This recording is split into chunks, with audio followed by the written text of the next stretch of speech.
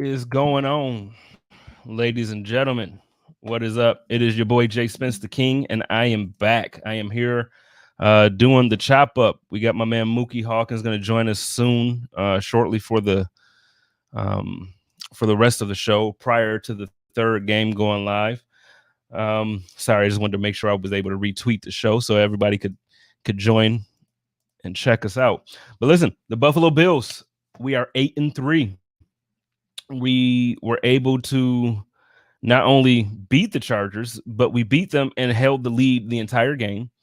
Although we had some moments where it felt like we were going to do some unfavorable type things as far as turning the ball over and letting them get back into the game and doing all types of different things, we were able to, stay away from allowing them to really stay in the game, come back and win.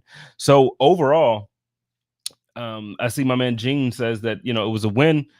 He wasn't happy with it at all. I'm gonna tell you what, Gene, I'm actually happy. There are things, obviously. So, Gene, there's a ton of things that we have to clean up. First thing, obviously, when you look at the turnovers, there's no way we could turn the ball over like that. No way. When you're playing against teams like Kansas City, who are right now, well, I would think they would have been dominating Tampa Bay, but Tampa's actually keeping it pretty close. I'm shocked. But the point, Gene, is that you can't do this against great teams or very good teams. You do this against very good teams, and guess what's going to happen in the playoffs? You're on your way home. You're not making it out the first round of the playoffs. You're not getting to the second. You're not getting to the Super Bowl. Soon, Super Bowl. Nobody's going to be talking about the Super Bowl with the Buffalo Bills if you can't have a clean game and you can't control the turnovers. My man Jeff said they showed some grit despite the turnovers. Bill should have won by 17 to 24 points. I agree. So, like I said, we have to clean up these turnovers. We have to clean up the little things that we're not doing properly. We just have to clean that up. And I get it. A lot of people are on Twitter today saying, well, you know what? It's a bye week. A lot of people are probably, some rust.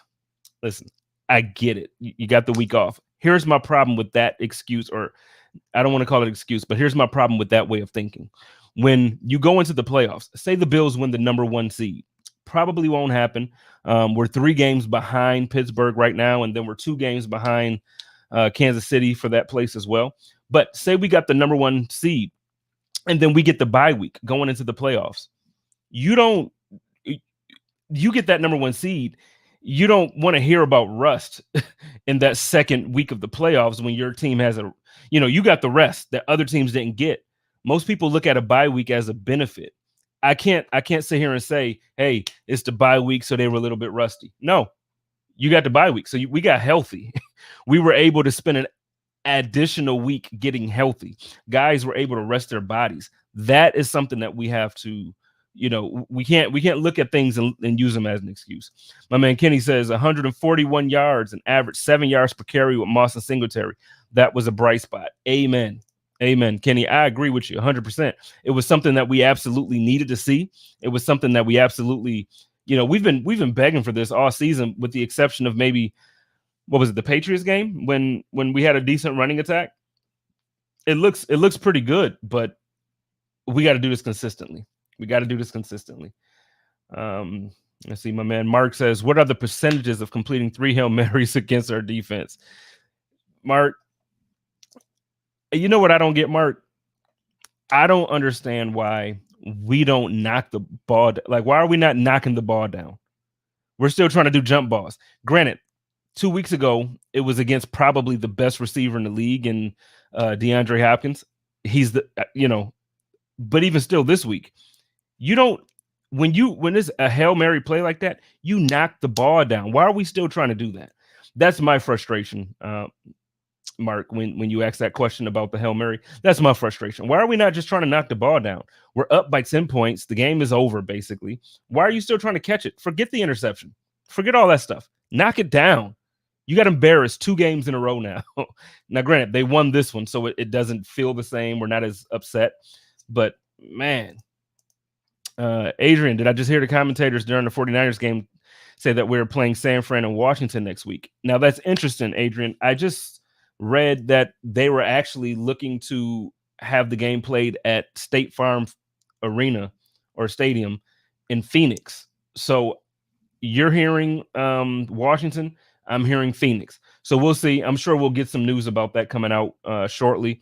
Hopefully, hopefully it finds somewhere for the Bills to play. I'm hoping that it's Phoenix. Obviously, I want to go. So if the game is played here in Phoenix, it might not be a chop up next week because I'm gonna try to be at that thing. So I got some connections now that I might be able to sneak a couple tickets in. Let's see who else we got on here. My man Liam, what's up, Liam? I appreciate you for being so you're very interactive, man. You talk a lot to Joe, myself, and all the other podcasters. We appreciate you. Let's see. Yeah, I agree, Travis. It's the most selfish act by the DVs going for a pick. Literally, 30 yards. You're just adding 30 yards to the defensive statistics, like in a negative way. Knock the ball down, man. End the game. Like, why are we doing this? Why are we doing this? Let's see. Gene, good question. Let's see. Let me pull it up. I feel like I went over the schedule, but we can talk about it. I got Muki coming in here shortly too, so I was actually going to bring this up with him. So next week, we're looking at the 49ers. Following that, we have the Steelers, we have the Broncos, and then we end the season out with the Patriots and the Dolphins.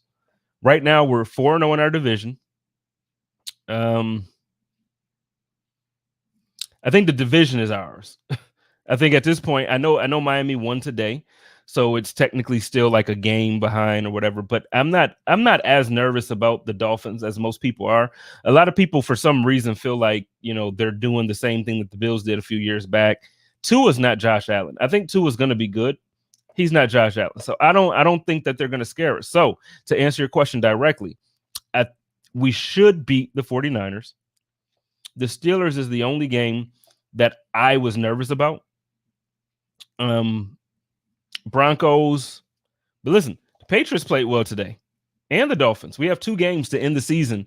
If we don't lock the division up by then, and if by any chance if we're still in the running for the first seed, they're going to play our teams those last 2 games. We're going to play Josh. We're going to play Stephon Diggs, and we're going to play all those guys the last couple games. So it might come down to it, man. I don't think so. I don't think Miami is as legit as they're showing to be.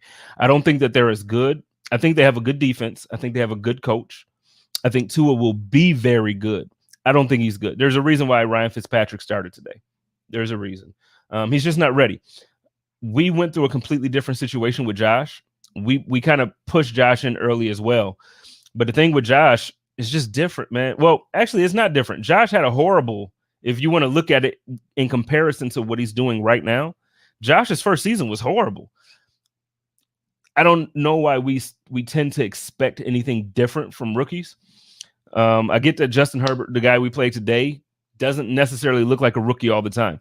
He looks like Josh looks this season. He looks very good this season. So I can understand why people would think that, rookies are supposed to just come into the league and dominate like this. I'm gonna tell you, it's not normal for them to just come in and dominate and just be passing out 350-yard games. So Herbert is just playing well, but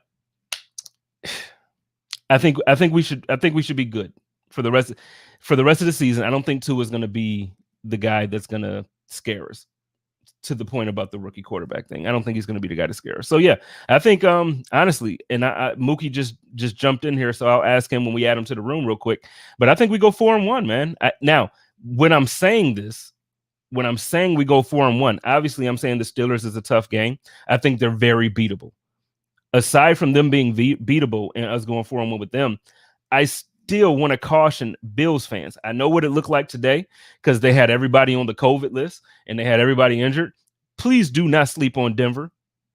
Please don't sleep on Denver. Y'all got it messed up if y'all really think that Denver is just one of those teams that will get dog walked by the Buffalo Bills. Now, they should get dog walked by the Buffalo Bills. They should. But I'm going to just tell you, they're very similar to us. They are built the same way. They're built defensively. I know we're not looking like a defensively built team this year, but they're built defensively. All they need is for their quarterback to play well. If he plays decent, that team is scary to play against. So, but instead of me sitting here talking to myself the whole night and just pulling up comments. Let me grab my man Muki. I'm gonna pull Muki in. We're gonna talk about what we just saw with the game. I'm gonna ask him about some of the comments that Coach McDermott and Josh and I'm gonna actually see who he spoke with. I don't know everybody he interviewed, so we're gonna find out their reactions to the game. There's one in particular I'm gonna ask him about from the jump. We're gonna get right into it with Coach McDermott talking some foolishness. We won, so I'm gonna ask Muki about some foolishness first. But get your questions ready for my man Muki. If y'all do me a favor, like, retweet. If you're on YouTube, like it. On Wednesdays, I used to say hump that like on the Hump Day Hotline. I got to come up with another one for Chop Up, but we'll get one. But ladies and gentlemen, joining me from WUFO, the beat reporter or the Bills beat reporter, my main man Mookie Hawkins is joining me. What's going on, Mook? What's going on, Big Spence, man? Man, it's been a minute. Yeah, I know, right? Like yeah, football has been like, I don't know, like it was preseason or something all over again. Dog. And it's like week 1 right now, but it's only a 6-game season, and Bills are 1-0 right now. Yeah, we want to know, and it feels good. It's a good coming out of the bye. You never want to come out of the bye and then take an L. So no, you don't. So for us to get that W, it's a good thing. I think it'll help us, to build that momentum that we want to have going into the last 5 games of the season. Yeah. So before we talk about, because we did have a good question from Mark earlier, and I'll pull it back up and we'll talk about it. But Sean McDermott was in the interview, man, and he said, matter of fact, I'm gonna pull it up, but I know you probably know what I'm talking about. It's about Brian Winters. And they asked him about Brian, and they're like, yo, so, what do you think about Brian and this, that, and the third? And he's like, today, like after today's game, Sean McDermott said, well, he's still a valuable member of this organization and he plays well. Yeah, no, he's not. He's not. So what's up with that, Mook? Hey, coach, pretty much shoots from the hip when he speaks. So for him to be, have kind of like just some, I don't know if there was not so good things to say about Brian Winters, right now. What I took from that was saying, hey, if Cody Ford was here, you wouldn't ask me about Brian Winters today. It just wouldn't have been out there. Let's be honest. The Bills have a solid rotation. Now, if it was really that bad, though, J.Spence, you would have seen Ike Boddicker at right, or Feliciano at right, and Boddicker starting left. But, you got to keep in mind, too, what they're paying these guys. I know you want to play the best guy out there, but sometimes, hey, I'm paying this guy. He's only here for the year. It's kind of like a Trent Murphy situation, to the point where it's like, you know what? It just is what it is right now. We dropped the ball on, getting rid of Murphy in the summertime. We could have used that $6 million, especially now with the cap being what it is going into next year. You can't do that with everybody. So they're doing the best what they can with Brian Winters. You can't bring another veteran guy in this late in the season to try to gel and get chemistry with. So at this point, Coach McDermott was like, you know what? It is what it is with him. We know he's probably one of the worst starting guards in the NFL, but he was valuable to us today. But see, that's my problem, man. I don't want to hear us saying that he's not valuable to the team. Like he's just not. He's given up today. Even today, man, he had a rough game. He had a rough game, man. So that's consistent. So I guess I just don't understand why we're saying like, yeah, he's valuable. No, I don't think he is. But I get it, man. So who's your interview? Him being the player's coach, he has to back his guys no matter how well or how bad they play. That's the guy that the players look to for that comfort. So he got to do his job as a coach too. And when the cameras and everything go off, I'm quite sure he'd be barking at him just like he bark at everybody else. But for confidence, you need all the guys you get mentally going into this playoff, push. And so I get it. I get it. He's not going to just dog his guys and then, let us go run with it, because that's the only thing media is waiting to do is run with it. So, he's smart in that aspect to, how he words things and say things and stuff like that. But he shoots from the hip. You know what I mean? It's a method to his madness, but he shoots from the hip. And that's one thing I like about Coach McDermott, man. He's gonna answer your question the way it is. And if he feel that he ain't gonna answer it, guess what? He ain't. You know what I mean? He gonna let you know why. So I respect all of that. But we all know what's going on with Brian Winters when Espinoza dogged him at training camp. We already knew what that was gonna be about. You know what I mean? But they did a solid job up front for the most part. But what can you do? You know what I mean? This is where you're missing Quentin Spain. This is, you missing that Cody Ford. Your run game, you need your maulers out there. You know what I'm saying? So you missing two guys, whatever the case may be with Spain, but the injury with Cody Ford, you missed that 6'4", 330, you know what I mean? Going in there, you know what I mean? But I did have my guy Fernando Ramirez, wanted to chime in, our Chargers beat reporter. You know what I mean? He wanted to chime in. You know what I mean? I'm not sure. I didn't realize that you invited somebody. I kicked him out. I had a surprise I'm like, I'm like, how you get this link? And he was like, I'm like, yo, this is for people on the show. I kicked him out. I'll resend you a link to invite him back in. My bad. We got a special guest. Like people just be popping up. I was like, wait a minute, what's going on? Tell him I said my bad if he texts you. To you, man. But it was last minute. My man was up for the task. He just got off the radio with me, so I said, hey, you got one more in you, we get some good Chargers insight tonight too, you know what I mean, and chop it up. I got you. I got you. Is he on Twitter? Because I think I kicked him out, so I don't know if he'll be able to jump back in with that same link. Is there a way that I can is he on Twitter or something that I can I can resend it, right? Here, I'll send it to you right now, and then is it the same link that you sent to me already?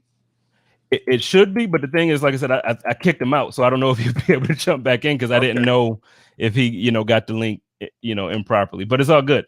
We got a special guest joining us shortly, who I accidentally kicked out. I apologize to my man. Let him know. It's my bad. What? I called the audible, man. It's all good. It's all good, man. It was audible. Liam brings up a point. I was on the phone earlier and I was talking to somebody, and somebody actually, who I was talking to earlier, a lot of people think that Bruce Arians is still a good coach. I don't. How do you feel about Bruce Arians? Are you watching the game right now? No, I didn't get a chance to watch it. But I mean, what do people expect? Like, I had to take me a step back to, really process this thing. I coach football. I don't coach on that level. But I just can imagine on what they have to go to try to prepare a team now with COVID and all this other stuff that's going on.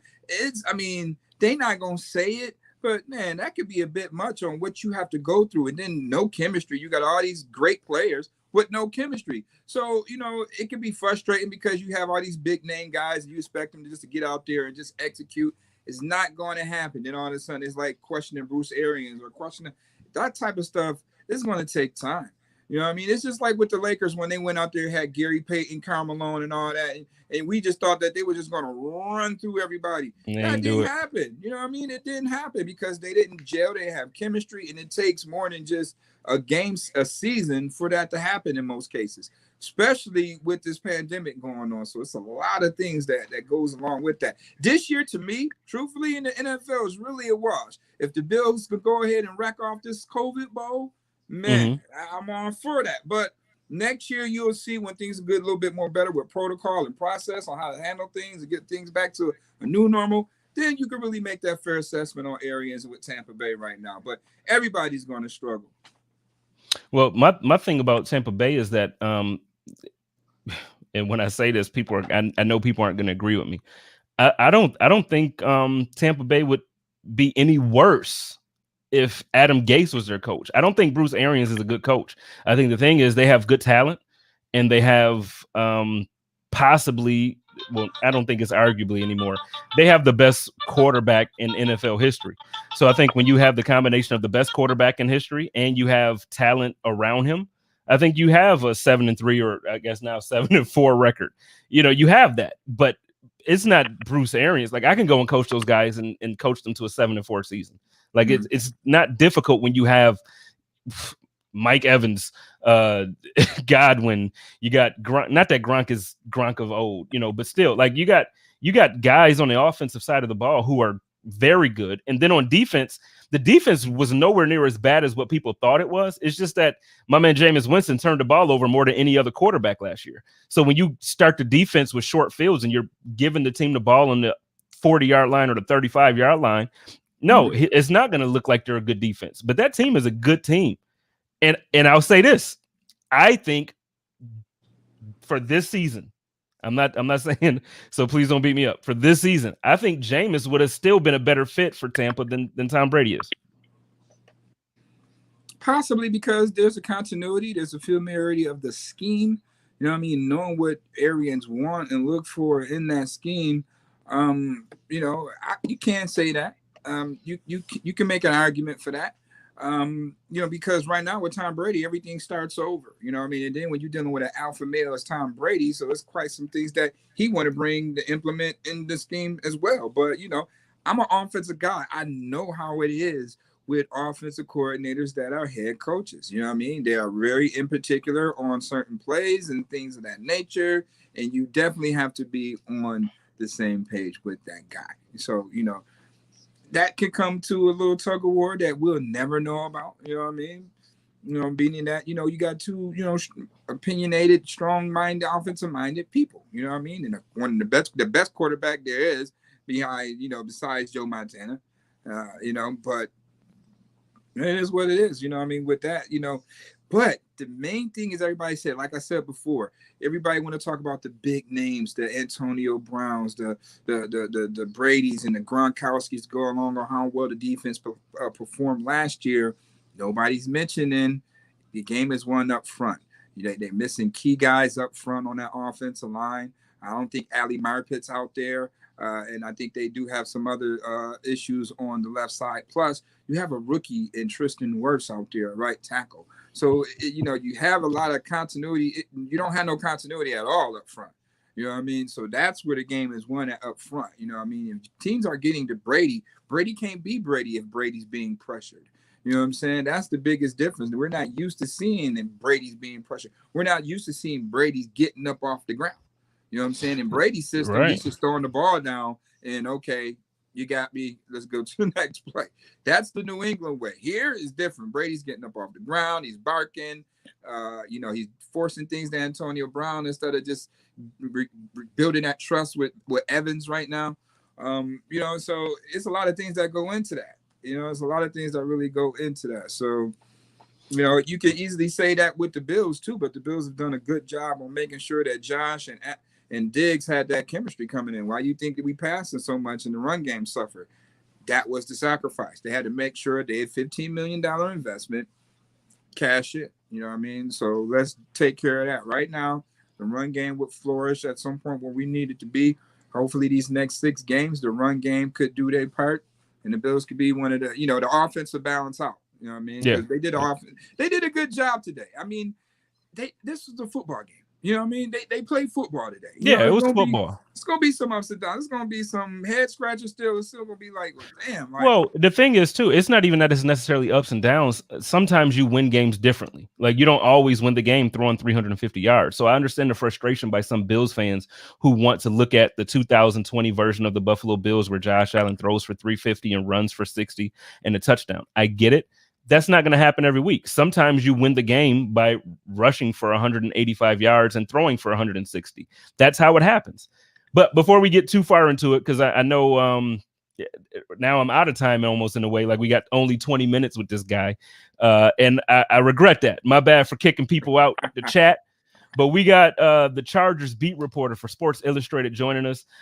He's also somebody who apparently has just wonderful genetics because Deion Sanders told him so.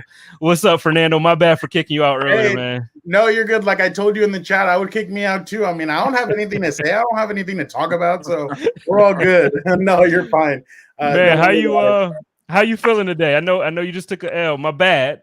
I'm like sorry, not sorry, if you get what I'm saying. No, I mean, honestly, I have no affiliation to the team except for I cover them, but it's just very interesting, just the way that you guys were talking right now. I was listening to you guys, and it's crazy to think that the fans are getting mad at a team that just won. They're 8-3, they're leading the division, and people are mad. Like I guess I don't understand that. I don't know if fans know this, but last year the Kansas City Chiefs won in many different ways.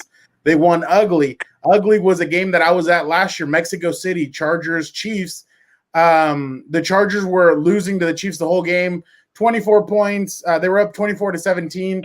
Chargers start coming back. They start rolling down, start coming up the field, and Phillip Rivers throws an interception to Daniel Sorensen. Things like that are going to happen. Sometimes the defense has to take over. Sometimes the offense has to take over. That's what we call a give and take relationship.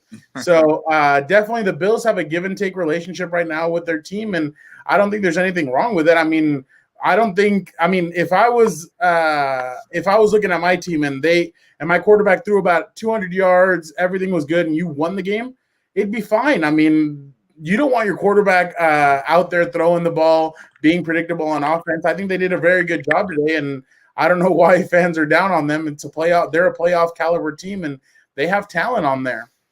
Well, you know what? I think the thing is, Fernando, I think the issue with Bills fans, because I'm one of them. I'm not one of them who is unhappy today.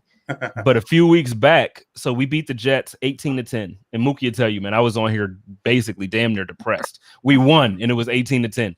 Then the next week we beat the Patriots. What was this? Do you remember the score, Mook? It was another close game. It was just in December time, man. You know what I mean? Yeah, it was close. But again, I was very upset. Like, I was not happy. I'm like, yo, I ain't gonna repeat what I said because I probably shouldn't do it live. But it wasn't a good day for me.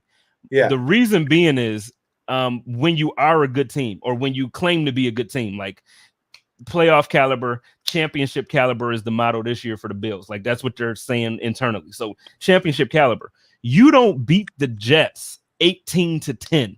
Like, you don't kick 6 field goals to beat the Jets. You score touchdowns on the Jets. The difference today for me is that I think that the Chargers are a dynamic football team offensively. I think that the rookie quarterback you guys have, he doesn't look like a rookie. Like, he looks like a baller. Like, he looks like he just knows what he's doing. He's doing his thing. So to me, to win a game I actually thought it was going to be closer because John Brown was injured. My hot take over the past week is that with John Brown being out, this offense looks completely different when John Brown isn't in. So I thought we were going to struggle offensively through the air, which technically we did. If you look at the numbers and then you look at how Josh has performed today in comparison to the previous, whatever weeks, it looks like our offense has struggled through the air, and our run game is what helped us. How do you feel about I know obviously you love him, I'm sure, but how do you feel about your rookie? Like, what did you take away from this game today that makes you say, you know what, we're still on the right path? I get it. We're 3-8. We just need a better coach. I definitely think that Charger fans have something positive to look forward to in the future, just because it's like you said, the kid's making some great plays. He's making some reads, some throws. He had a rookie moment today with Tre'Davious White where he intercepts him, but that was just like I was telling Mookie earlier, that's just a great play by Tre'Davious, and that's him being an all-pro.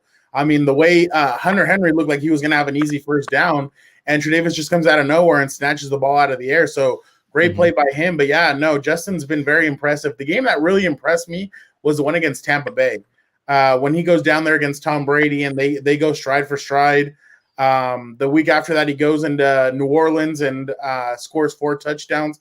I was like, oh, okay, the Chargers might have something. And what I was telling Mookie and the guys earlier is that I didn't see this from Justin in preseason. I mean, I saw some plays, I saw little things, but because there was no fans, they didn't really allow us to stay the whole time during training camp, so we really didn't see a whole lot. The one time I was telling Mookie, the one time that I saw him play against the first team defense, he was with the second team offense. He throws a pick 6 to Melvin Ingram. And it's kind of like you're kind of wondering, what and this is the crazy part. I mean, and I'm not trying to throw anything against Tua Tagovailoa, but all I heard about Tua was very positive, big things coming out of Miami Dolphins. And with Justin, I kind of thought, I don't know. And Justin's the one that's taken off, and you're like, oh, wow, like this guy he's really played well. And I think that what the Chargers really need to do, and I mean, I think the season is, I don't want to use the word over, but I just don't see what else the Chargers can do. I think they need to put their team in positions to maybe win games, kind of get their rookie going a little bit, making sure that he knows that, like I was telling Mookie, against the Raiders a couple of weeks ago, they had a chance to win the game. They didn't convert the at the end of the game, and they ended up losing. Today, you had a perfect chance to try and have him convert something, even though you were down 27-17. Have him score a touchdown, feel good going into the locker room. Yeah, you lost, but at least you would have gotten a little bit of momentum. they end up screwing up the last few plays, and it just doesn't go the right way. But I think what the Chargers need to do is the same approach that the Kansas City Chiefs are doing with Patrick Mahomes. Keep on getting him weapons, no matter what kind of. Just keep on getting him weapons. You have Mike Williams, you have Keenan Allen. You need another guy. Yes, Jalen Guyton's been good for you at times this season. Yes, Tyron Johnson's been good for you at times. You need a third receiver, and I feel like that's where the Chargers are kind of lacking if they really want to take that next step, and they want him to take that next step. But definitely there are some positives to take, but today it was bad clock management, bad play calling, questionable decisions. Jerry Tillery got called for 2 personal fouls. I mean, you can't have silly mistakes like that. Michael Badgley missed his 8th kick of the season. There are little things here and there that you need to clean up, and if you want to be a playoff team, you have to clean that up. Chargers have not cleaned it up. The Bills have cleaned it up, and you've taken notice today. They had 3 turnovers in the fourth quarter. If the Chargers had 3 turnovers in the fourth quarter, they're losing that game being up by 10 points. The Bills didn't lose that game. The Bills won that game. So I think that's one of the biggest positives I take away. Good teams find different ways to win, and the Bills found that way to win. The Chargers are one of those teams that can't find the way to win. So, I mean, it's just one of those things where you saw 2 different teams today. Well, let me ask you this, because I was actually while you were talking, I had 2 thoughts. So I'm going to try to remember the. One you know what? I'm gonna. I talk so much. I know. I apologize. No, no. You were bringing up good points, because so obviously being a Bills fan, we're familiar with both Anthony Lynn and familiar with Tyrod Taylor. Yeah. So the first question while you were talking about Coach Lynn was, so as a Bills fan, I was excited for Coach Lynn to get his opportunity, because I thought that he was a good offensive coordinator when he filled in here after Dayball was let go. And, so he came in, he had a really good role, and I thought he was pretty good. We had a strong rushing attack. So I thought he was good. The other point, so I'm going to ask you about that, but then the other point that I wanted to ask you about was really about the quarterback. You mentioned in the offseason, you didn't see that from him. Like when you went to training camp, you didn't get to see that. At first, I'm like, yo, it sucks that Tyrod lost his starting position twice to injuries. Like the first time he had a concussion in Cleveland. Now the team doctor punctures his lung, like trying to give him an injection. He loses his job to an injury. If this is who your if this is who Herbert is, why wasn't he starting week 1? I'll go first to your first point. Anthony Lynn is a great human being. And I mean, I've talked to him personally. He's a great guy. All the charity work that he does in the offseason is just incredible. I really don't know why it hasn't worked out. I don't know if it's injuries. I don't know if it's a combo of everything, but it's just one of those things where you're kind of like, dude, like what? Like it's one of those things where in life you're like, what else could go wrong? And bang, here goes another thing that can go wrong. And I don't know if it's assistants, if it's his assistants, his coordinators. I don't know what it is, but it's been one of these things the last few years where it's been bad clock management. There's been bad turnovers. It's a little bit of everything. And it's like last year, a lot of the blame was put on Phillip Rivers and Anthony Lynn as well. But now Phillip Rivers is an Indianapolis Colt, and you're still struggling. You're still struggling to finish games. You're still struggling to put up points.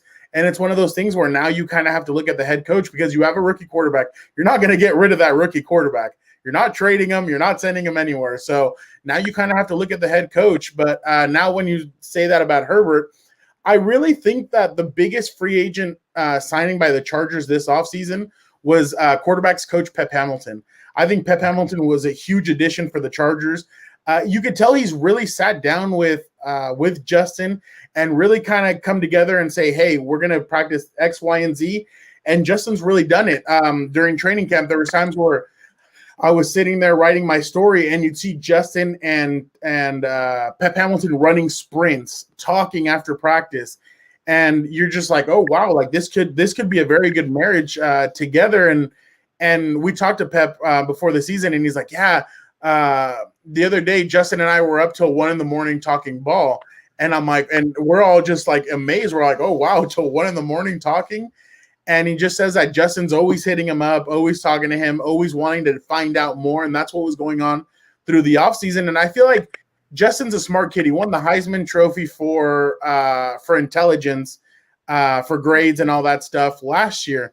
So I really do feel like this kid learns as he goes. He might not learn. Well, he'll learn during practice, but I feel like he really learns being in the game and kind of feeling it out. Did the same thing, and it's funny because it almost feels like a mirror image of itself. He said that his rookie year at Oregon, his freshman year at Oregon, he went 4-8. They were a bad football team. They were getting booed. They were everything. And then the next season they come back, and I think they only lost like 2 or 3 games, I believe. So the improvement happens. So I truly believe that this kid is going to keep on improving. I feel like the team is going to keep on improving. Now, will it be Anthony Lynn leading the team in the future? I really don't know. I wouldn't put money on it if I was in Vegas, just because it's a rookie quarterback, there's the team, you can tell is getting a little frustrated when you look at the players, when you look at some of the things that they're saying. So I just don't know if it'll be Anthony Lynn, but definitely if the Chargers do happen to change their coaches, they should try and keep Pep Hamilton, because like I said, he was the biggest free agent signing for this team, and you can tell him and Herbert have a very good connection. Mm-hmm. Nice. Well, before I jump into the next question here, I do want to add one more person to the party here. I got one of the top guys from Buffalo Rumblings. He's helped me a ton since I've made my transition. Mr. Anthony Marino is going to join us. Big stuff here. This is a big deal. We got Fernando and Anthony and Mookie in here. How you doing? Hey guys, how you doing? It's a big deal. It's a big deal for me to be here with you. Oh, wait, what did I do here? Oh, okay. I'm going to try to take down the brand so we could take it off your face there, Fernando. Oh, no, it's the other butcher, hand. like the butcher, you know what I mean? He's from Buffalo, Yeah, too, by the way. You're right. You out here with my man, with my man Benny. Yeah, I know we sliced the Chargers today, but Y'all are trying to get me in trouble over here. I don't know what you guys are doing. Charger fans are vicious on Twitter right now, and if I say the wrong thing, they'll come after me. So I'm trying to behave today. Hey, we got love for the Chargers, man. You know what I mean? We got some Bills fans out there, you know what I mean? I can move if you want. Yeah, if you can. There we go. Chargers, we understand. We used to feel that pain years ago, so we understand what you're going through today. I feel like Anthony weird franchises, to be honest. So Anthony, Fernando is joining us from Sports Illustrated. He's the beat reporter for the Chargers. I'll ask the both of you this, because I was just getting ready to ask Fernando basically his opinion about what happened with Ty. So we have Herbert, and we see him all season play very well. Today was a little rocky. The Bills defense is starting to show up. We're looking like we're trying to figure out how we used to look last year. We're getting back to that. But as far as Justin Herbert, he looks really good.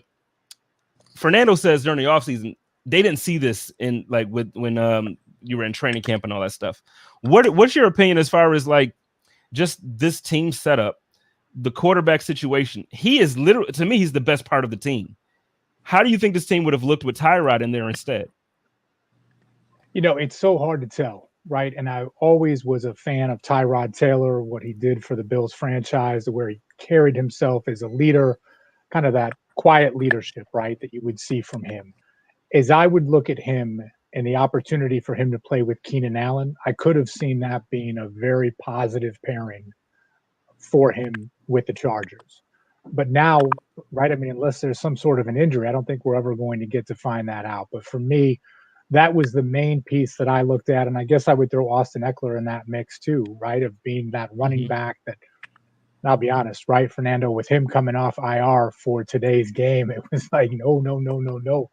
And early on, he was certainly a problem for the Bills. But I think those would be two guys that are such fantastic weapons. And you see at least, especially more with Keenan Allen, right, because Eckler having been on the shelf the last 8 weeks, just what a fantastic security blanket he is for a young quarterback, and what a difference he makes. Yeah, no, definitely. I mean, we saw a little bit of the Tyrod Taylor in Cincinnati. I was actually at the game, and I thought, okay, well, maybe they're going to win, not win ugly, but it's going to be a hard-nosed, fought game. That's what it was against Cincinnati. It was 16-14. The only reason why the Chargers were able to win the game was because the kicker for the Bengals missed the field goal to try and win the game. But Tyrod, you couldn't really see a lot of it in that first game because he had hurt his ribs early on in the game. I think in the second quarter he hurt his ribs, and he just didn't look the same in the second half. But Justin is really developed with a relationship with Keenan, with Hunter, and even with Mike. With Mike Williams, it's come a little bit slower, and we saw this with Phillip Rivers as well. When he was with Mike, it became a relationship where Mike would have 3 or 4 catches for 100 yards, 80 yards, 90 yards. I feel like the relationship still isn't 100% there with Keenan with Mike Williams and Justin Herbert, but it's growing the more it goes. But definitely, it feels like a different season from the first game to now, just because it's changed. The Chargers putting up a lot of points. I had them when the season was about to start. I didn't think they were going to score that many points, just because I didn't know what Tyrod was going to bring to the game. Because I mean, I've seen it before. I've seen what Tyrod's done with Buffalo. I saw what he did with Cleveland, but you just didn't know how dynamic he would be. And now Justin, like you said, Justin's come in and he's just been something new. Let me ask you a question, though, and honestly, for any of you guys, right? Because Mike Williams today, it was just like, why are they not targeting him more in this offense with his size, with his athleticism? Right? J.Spence, Muki, Fernando, any of you, right? For me, it was just like, why are they not targeting him more in the pass game? Because he is just such a unique blend of size and speed and athleticism. I didn't think the Bills had an answer for him, and anytime they went to him, he was making plays. It just didn't seem that they were really looking his way. Sorry. No, you're good. Luke been quiet the whole day. We done had guests, so he ain't said nothing, man. I feel like I'm letting him off the hook easy. No, I'm good. I'll let him chime in. I got him. I got his back, though. Oh no! Well, all I was gonna say was it's been a question all season long, like why they haven't grown that connection a lot more. Mike is a huge human being. Like, yeah, you see him on TV, but then you see him in person, you're like, oh wow! Today he almost had that touchdown grab, the one where he was out of bounds clearly, but that's just what Mike does. Mike is a big-bodied human being that can come down with the ball, and that's been a question that a lot of people have been asking. And Week 5 against the Saints, he had over 100 yards and 2 touchdown catches. And everybody thought, oh, Keenan had gone out with an injury, but everybody was like, oh, wow, maybe this is where Mike and Justin's relationship grows and it's going to turn into something different. It didn't. And it's one of those things where you're kind of questioning, why haven't they included him more in the offense? Why does Justin not look his way? Is it the coaching and the way they call the plays, or what it is? Because honestly, I feel like a lot of teams don't have answers for Mike Williams.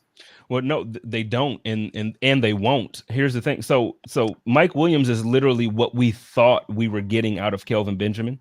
So when the Bills made that trade for Kelvin Benjamin, Bills fans were so happy, man. Like, we were all excited, Fernando. We were like, oh my God, we got a legit receiver.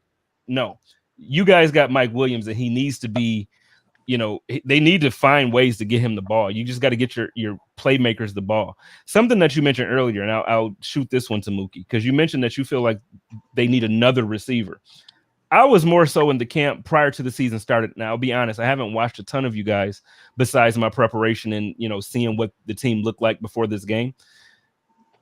Before the season started, man, I wanted you guys to sign Cam Newton because I thought your team was like the most complete team. And I'm like, okay, this team literally just needs somebody to come in who can perform, and they'll be good. You really think you need more weapons? And before we ask Fernando to answer that, I want to shoot that to Mook. And so tell me how you feel about that, and then shoot it over to Fernando. We'll see what you think. No, okay. Before I answer that, I'm gonna answer the question on the Mike Williams and why Justin Avers not playing right. He should have been playing before Tyrod and all that stuff. It goes to when we were just talking before about, first and foremost, here's a guy coming into the combine, and I was there in Indy when he said this, that if he didn't know if he was ready to play right now in the NFL.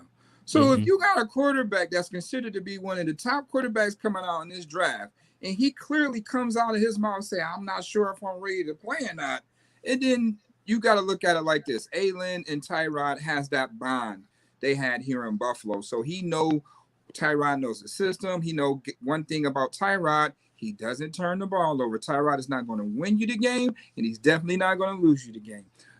One of the reasons that Tyrod wouldn't have had a good day today is that Tyrod do not throw over the middle. Teams know that. Teams ain't going to do nothing but play cover the two, double both receivers, and dare Tyrod to step up in the pocket, being almost 6 foot. He can't throw over the middle. So with that being said, a guy like Hunter Henry wouldn't have had 10 targets for 7 catches and 67 yards today.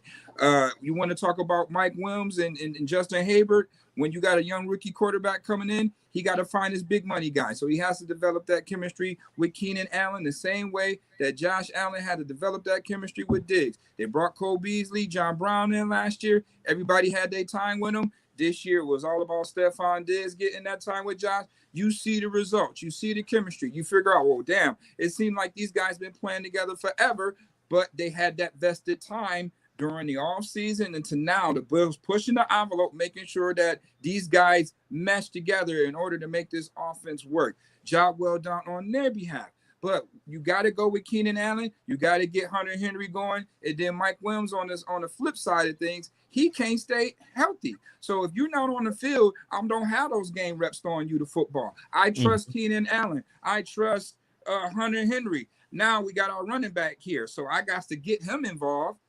That's where you see Mike Williams not getting the targets he deserved. He only had 5. He caught 3 of them for 26 yards today. So, the Bills did a good job on confusing, types of pressures to get him to, make a choice quickly than normal. And that's where you have it. But on the flip side of that, they definitely need a safety valve, a third guy, another Cole Beasley type guy in that offense for the Chargers to make that work on third down. Because today, 3 for 16 on third down. I don't think no defense made Chargers have that percentage at all this season. So that's another hat, goes off to Coach Frazier and that pass defense, showing you what, a real pass defense could be when they're playing at the highest level. It does. And you know what? And I'll shoot this one to Anthony.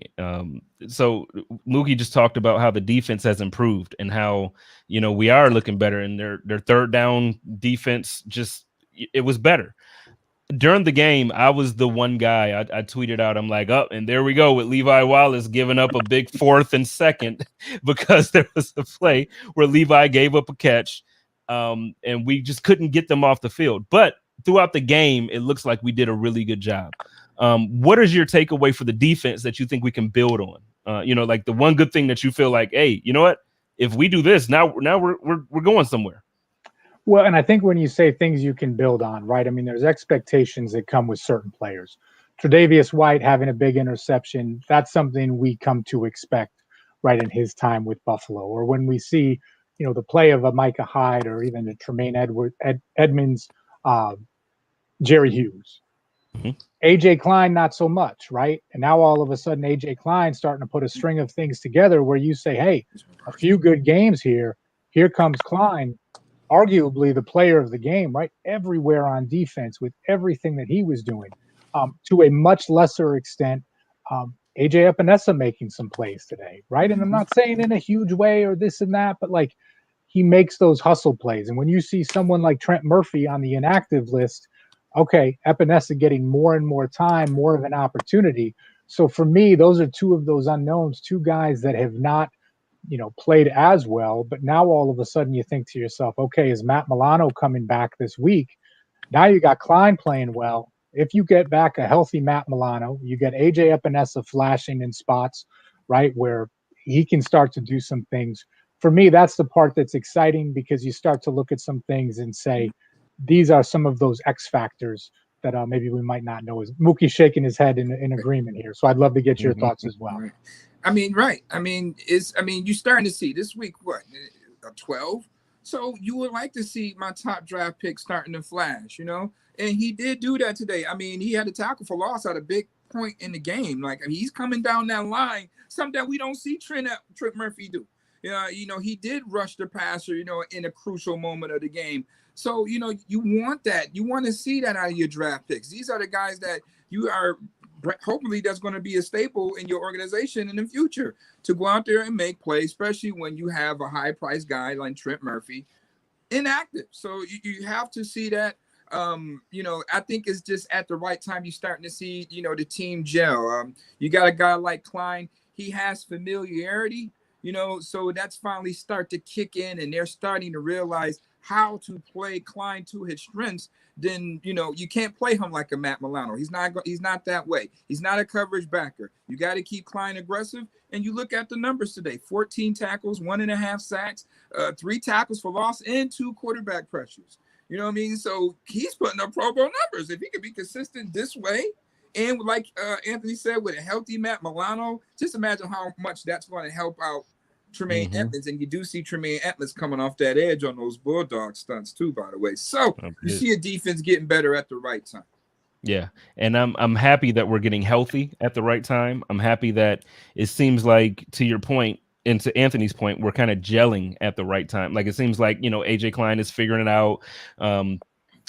The defensive coordinator is like, all right, I'm learning where to put my guys. I know he's a coordinator who's getting paid millions of dollars. They should figure that out before the season, but he's figuring it out now, and we're going to do it. So one last question before we end it all out. I'm going to start with Muki, then we're going to hit Anthony, and then Fernando's going to end us out. Same question for all you guys. What do you think? The Josh Allen today, we won 27-17. Did Josh Allen help or hurt his case for MVP for the season? He's third, as going into this week, he was third in voting for Pro Bowl. Did he hurt or help his case for MVP? We'll start off with Mook, then we'll hit Anthony, and then we'll end it off with Fernando. I don't think he hurt his case. I mean, because what stat are we really looking at? Are we looking at him just because he's not throwing 300 yards today? Or are we looking at the big stat, which is the W? I mean, you want a winning quarterback on your team. I don't want a quarterback that could throw for 300 yards. Phillip Rivers did that in San Diego. I mean, LA and San Diego forever. He couldn't win a game. You know what I mean? So, we ridiculed and criticized Josh Allen last year for averaging 237 yards or whatever the case may be, not throwing for 300 yards. Now he's throwing for it. And, I guess we get kind of spoiled. We want to see that all the time. Today was all about getting the run game established. The Bills ran the ball more than they passed today. Even though Josh was efficient, he was 24. He was 18 out of 24. So he's still efficient. The Chargers was not allowing Stephon Diggs to get off on his birthday and beat them deep. That was the game plan. I mean, the Bills tried to attempt to do that. That set up the first score with the pass interference. They was not, they did have some shots. I did see, at times they could have, when you saw Stephon Diggs getting those curls, he was one-on-one. He was manned up. I thought I would see a curl and go at one point in time, but the way Joey Bosa and those guys was presenting that pressure in that same set, you just couldn't do it. You know what I mean? No. So my thing about Josh's development and his involvement as a quarterback is him to be a little bit more patient, to take and understand what the defense is giving them, and just keep the drives alive. You know what I mean? He has that clutch gene, but he's still able to keep the drive alive. I do think the Bills need to back off sometimes of some of those design QB runs that almost got him hurt. We down in the red zone, and you trying to get foxy instead of just get a damn running back to football. You want Josh to do it. No, just stick to the game plan, and, you don't change the morale that way. But Josh Allen is still an MVP candidate in my consideration. It's prime time now. He's on that prime time. It's prime time now. Right now. So that was my point. A whole nation to get the opportunity to see him these next 3-4 games. Yeah, that was my point. So Anthony, going to you. My point is that, so now, next week we got the 49ers. They're hurt. They're not the same 49ers that we expected going into the season, but all eyes will be on them. Then the week after, you got Pittsburgh. All eyes are on Pittsburgh. You got the Patriots again. All eyes are on Patriots. All eyes will be on Miami right now because Tua is the quarterback. So you have a scenario where 4 out of your last 5 games, all eyes are on you. This is your time to shine. This is your time to do your job. Anthony, what do you think? Yeah, he didn't do anything to really hurt his stock because they won the game, right? And again, to Mookie's point, it comes to who got the win, right? If the Bills won the game against the Cardinals with the late game heroics, people would be talking about Josh Allen as, being in the top 2 or 3 for the MVP race based on those heroics down the stretch. Could the game have been better? Certainly. Was Joey Bosa up in his face every 5 seconds? Yes, he was, right? So from that standpoint, I don't know who could have dealt with that type of pressure.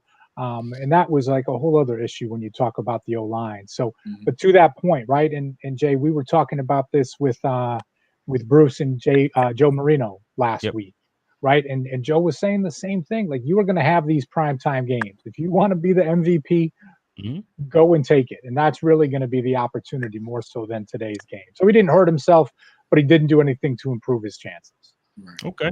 Well, outside looking in, Fernando, because I know you're a Chargers fan, so you probably don't want to say too much nice about him anyway after today. But what is your point of view from an outsider's point of view, looking at Josh Allen? Do you think first, in your mind, is he in the conversation, the conversation for MVP? And then if he is, did he hurt or help his, that conversation?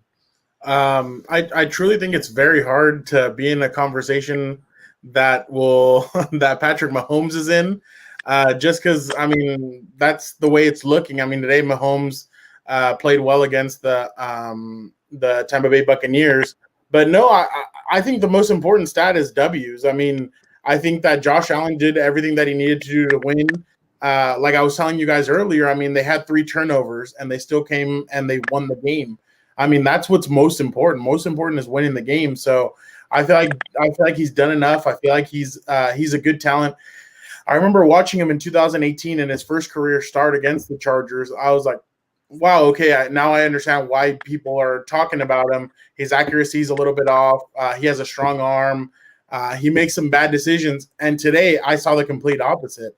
I saw a player who's confident in his game. He knows what he's doing.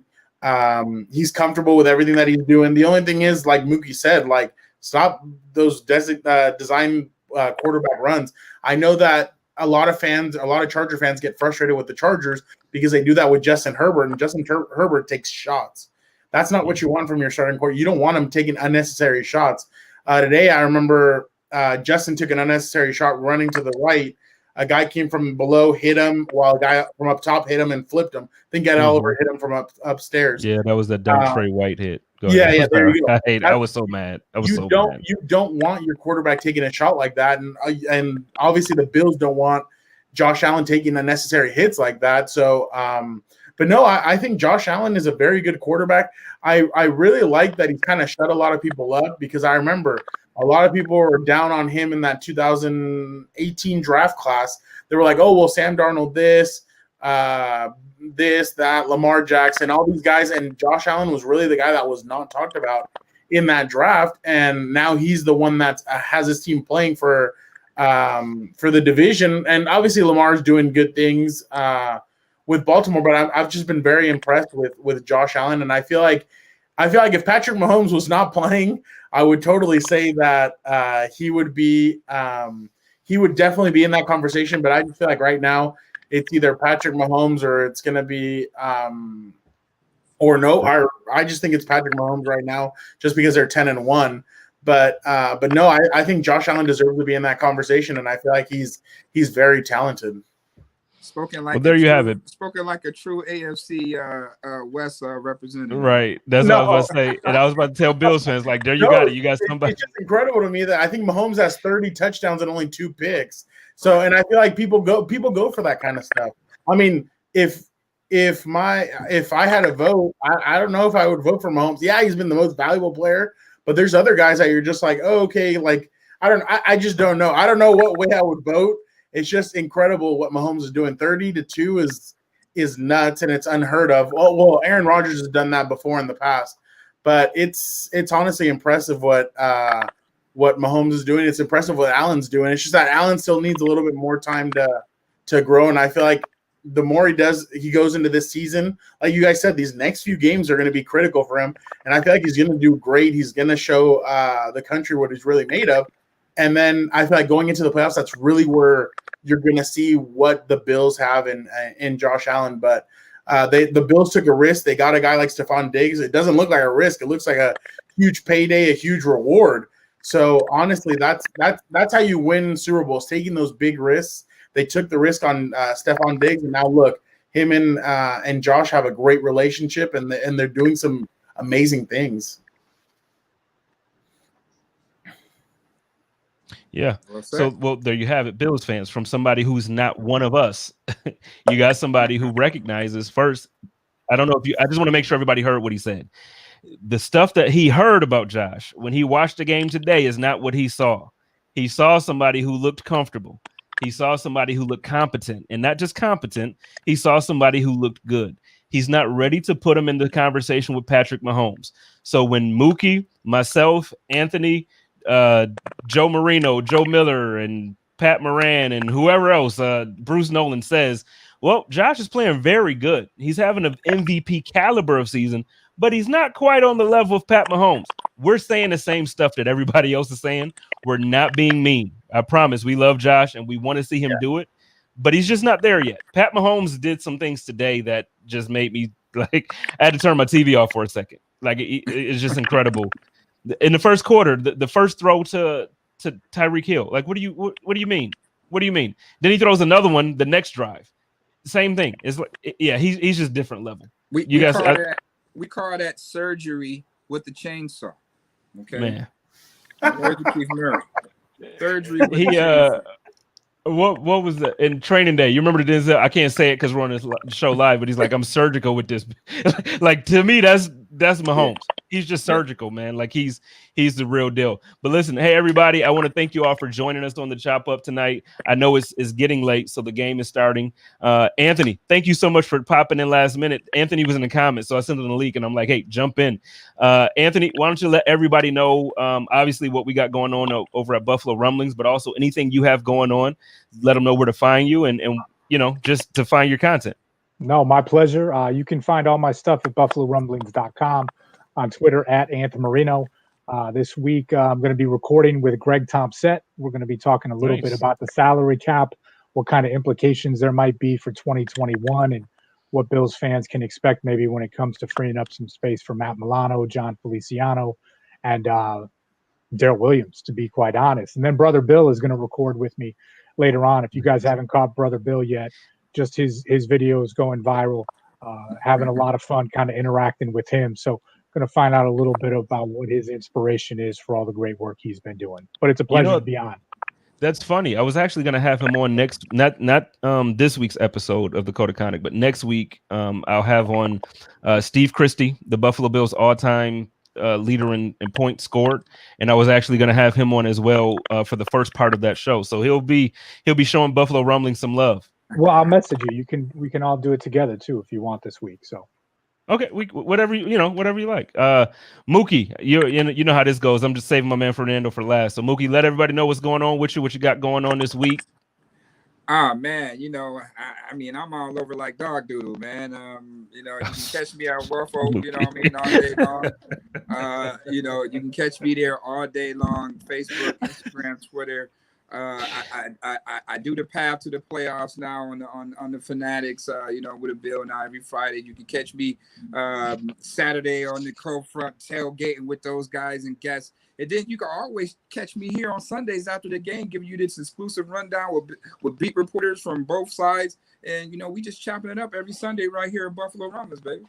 Yes, sir. We about to get real with it. And last but not least, like I said, my man from Sports Illustrated coming through, holding it down with us. He came in last minute and he did the Hail Mary that we actually wanted.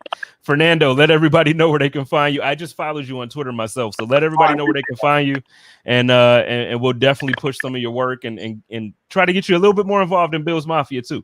I appreciate that. Hey, like I was telling Mookie the other day, I love the fans. The fans are just electric. I'm a huge wrestling fan, so to see fans throwing each other off of tables, breaking tables, and all that stuff, I find that hilarious. Every Sunday, I always look and see if Barstool has another video of Bills fans breaking tables and stuff. So that stuff is fun. But yeah, no, at Real F Ramirez on both Twitter and Instagram. And honestly, Bills fans, like Aaron Rodgers said a couple of years ago, relax. There's a lot of season left. Your team is still 8-3, right? Yep. Yeah, 8-3. Don't worry about it. It's coming. It's a process. Trust the process, like the Philadelphia 76ers said. So, well, actually, that's our motto. We've been trusting the process since Sean McDermott has been the coach. That's been his thing. No, and he's a very good head coach. I remember I wrote that the Chargers should have hired him back when they hired Anthony Lynn. I thought because they had hired so many offensive-minded coaches, I thought, you know what, go different, go defense, and I thought he would be a very good addition to the Chargers, especially with that kind of defense that we're starting to build. But no, definitely, I appreciate you guys having me on. This was a lot of fun, and thank you. For sure, man. I'm going to reach out to you separately from this when I'm planning something for the end of the season, which will be like my end of season review, where I'm going to do a mega pod where it's going to be live with everyone who was a guest during the season. I want to get you on the pod. So what I'll do is I'll get you on where we go through every game of the season. You'll have a slot, but we'll communicate that afterwards so that way you kind of know what's going on, man. Thank you so much for joining us. It was a pleasure to meet you. Thank you, and happy holidays to everybody. Yeah, the same to everybody. Out with me, Dose, man. I appreciate you all weekend, man. Rocking out with you, boy. Yeah, I don't know. Anytime. I appreciate you guys, and again, happy holidays and health to everybody. I hope everybody's healthy. Everybody's good to go. Thank you, guys. All right. So everybody who's in the chat, thank you so much for joining us. Y'all know the drill. Y'all have a very, very good week. Y'all stay safe. Y'all take care of each other and treat each other kind. Please treat each other kind. Please have a great week.